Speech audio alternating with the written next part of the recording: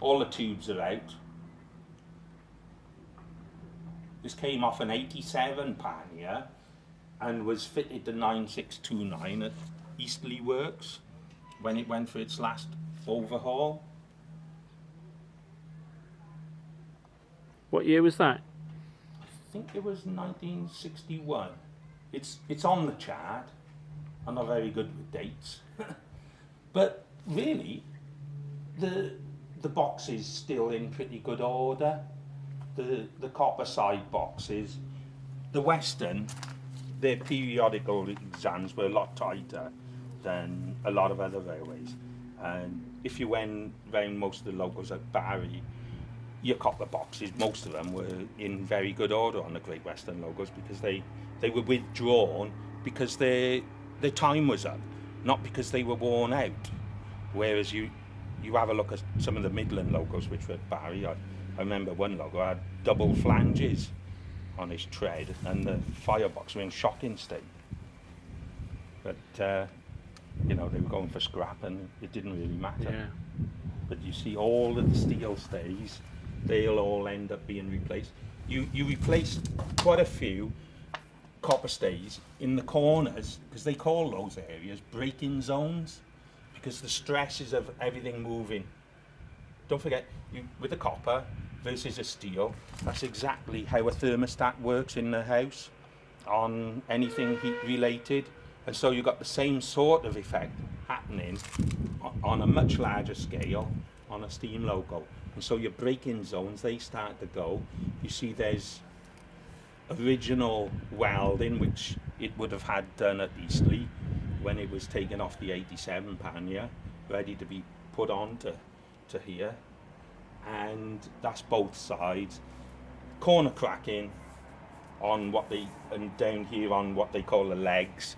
It is just part of the evolution of the boiler through the process until it was scrap. From new to scrap, cracks develop, and it's endemic in the in the use of the loco. Along here, where the runners were for your expansion brackets, there's some real heavy pitting and wastage there, which you can see that's original plate there. That hasn't been affected, but that's what you're down to on the thickness of your plate. And so what we'll do, we'll pretty well go up to the end of the horizontal aspect of your outer firebox. Once the curve starts, you then got to have your plate formed to match the curve, and so I'll keep it around here, because that's not so bad there. If we were going to go anywhere, we'd probably either take it to the weld or past the weld. It's not a good idea to have, say, two welds within that distance. Yeah. You know, I was lucky to be a part of when they were doing the boiler code practice through the HRA. I was in the offices as we were discussing lots of what was going on there, and they're now the standards which have been set down by the HRA for overhauling boilers, and most of it goes to what they call the LMS Red Book, and that was just a set of standards, and most railways were pretty well very similar. It's just with the Great Western, they seem to do it in a lot quicker time. You know, this boiler in its life, just by virtue of that weld there, that'll tell you that the inner firebox has been replaced once. And sometimes you'll see a few welds on the odd preserved boiler, and that would have meant that you can count the welds, and that'd be how many fireboxes had died, because they'd have changed the outer plates as well.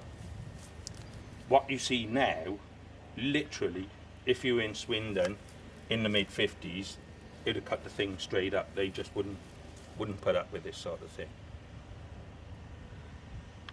And that's why we'd be replacing this plate.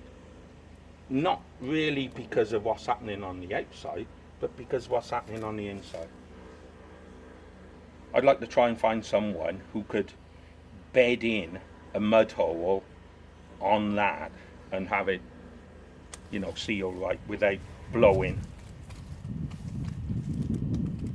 You know, it's practically impossible, and it's not worth trying to keep, you know. As they used to say in the old days, a ha'porth of tar. That's what the ship sank from. Bracket which goes up, you see the stud there. A bracket which goes up, it supports the tube, and the tube would stop in line with that. And so no, it's this one. Sorry, it's that one. That one is one on the above the firebox.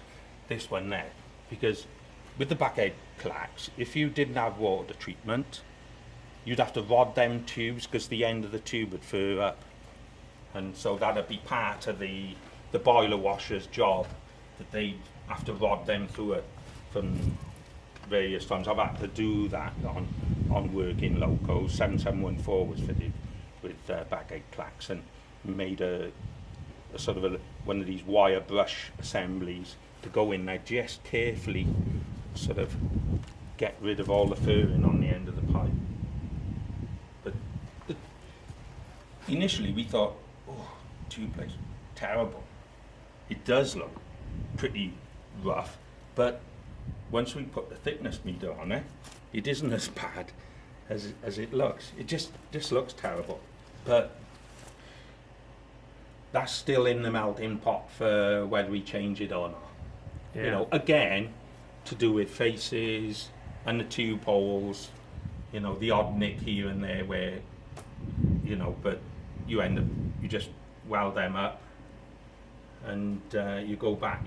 We'll do a certain amount of welding on here to see whether it's retrievable, and if it looks like it's going to be the fourth bridge with welding, we'll knock it on the head.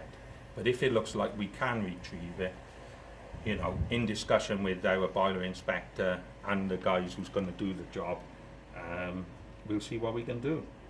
You know, we don't want to chuck it away if we can get thick end of 10 years out of it. There's a good firm, Derby way, which we've got these apparatus which